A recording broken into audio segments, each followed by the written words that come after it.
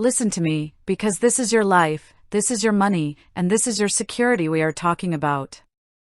I want you to sit down and pay close attention, because if you mess this up, the consequences aren't just a little paperwork, they are thousands of dollars out of your pocket and the potential loss of the doctors you trust.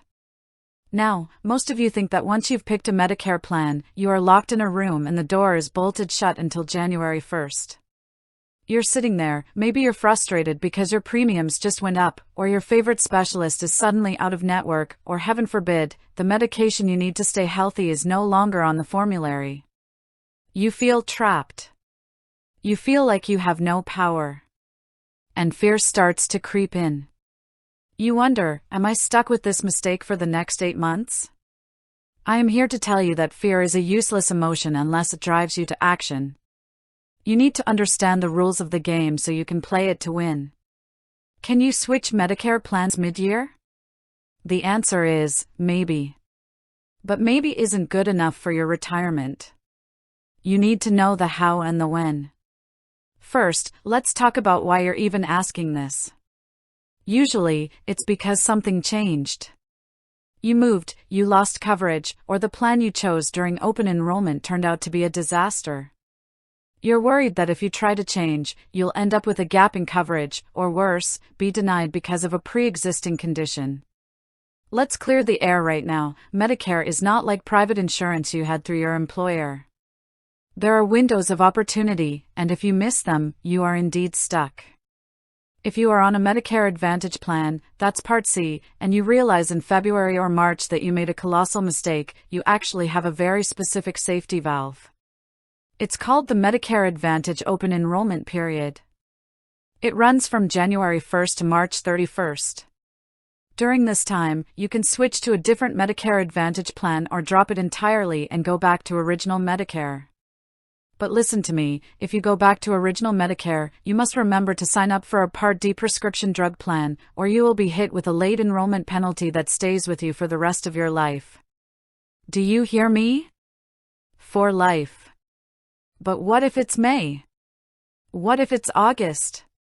This is where people panic. They think they have to wait until October 15th for the annual enrollment period. Not necessarily. There is something called a special enrollment period, or an SEP. This is your get-out-of-jail-free card, but you have to qualify for it. You can't just wake up and decide you don't like the color of your member ID card. An SEP is triggered by life events. Did you move to a new address that isn't in your planned service area? That's a trigger. Did you just move back to the United States after living abroad? That's a trigger. Did you lose your employer-based coverage because you finally decided to fully retire? That's a trigger. Even moving into or out of a nursing home gives you a window to change. There's another big one that many of you don't know about, the 5-star enrollment period. If there is a Medicare Advantage plan or a Part D plan in your area that has earned a 5-star rating from Medicare for its quality and performance, you can switch into that plan once between December 8th and November 30th. You have almost the entire year to move into a top-tier plan if one is available to you. This is about excellence. Why stay with a 3-star plan when a 5-star plan is sitting right there? Now, I want to talk to those of you who have a Medicare supplement insurance policy, a Medigap policy. This is where the confusion really turns into a nightmare. Many of you think you can just swap Medigap plans mid-year like you're changing a pair of shoes. In most states, that is absolutely not the case. Unless you are in your initial 6-month Medigap open enrollment period, which starts when you're 65 and signed up for Part B, insurance companies can put you through medical underwriting. That means they can look at your health history, they can look at your heart condition, your diabetes, your history of cancer, and they can charge you more or flat out refuse to cover you. Do not drop a Medigap policy mid-year thinking you'll just find another one unless you have a guaranteed issue right. If your Medigap company goes bankrupt, or you move out of the area, or you were misled by a dishonest agent, then you have a right to switch. Otherwise, you are taking a massive risk with your financial future. So, what is the actionable takeaway here? What do you do today? First, you go get your current plan documents. I want you to look at the evidence of coverage.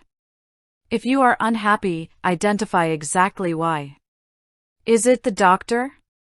Is it the drug cost? Is it the premium? Second, call 1-800 Medicare or go to medicare.gov.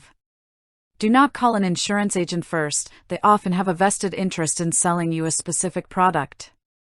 You want the objective truth. Ask them specifically, do I qualify for a special enrollment period based on my circumstances? Third, if you find out you can't switch mid-year, do not just sit there and complain. Use this time to do the research you should have done last year. Start comparing plans now so that when October 15th rolls around, you are first in line with your choices made. You have worked too hard for your money to let it be drained by a plan that doesn't serve you.